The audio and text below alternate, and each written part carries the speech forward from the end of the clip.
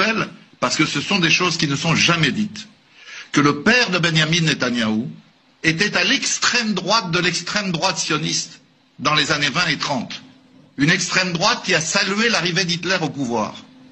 Le fils de Netanyahou a offert son visage pour une affiche du parti néo-nazi allemand AfD.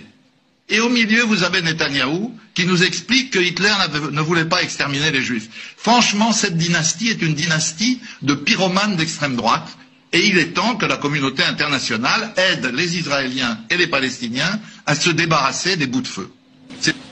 Écoutez, je voudrais vous dire, si vous allez au cinéma, chers consoeurs, et que vous arrivez pour voir les 5 dernières minutes, vous aurez du mal à comprendre le film.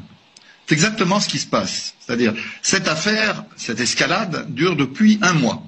Ça a commencé par des ratonnades, comme on disait pendant la guerre d'Algérie en France, l'extrême droite, les ultra-orthodoxes, criant mort aux Arabes, cognant sur tout ce qui bougeait. Ensuite, on a eu le député fasciste Itamar Ben-Gvir qui s'est agité pour essayer d'accélérer le vol de 13 maisons palestiniennes à Sherjara.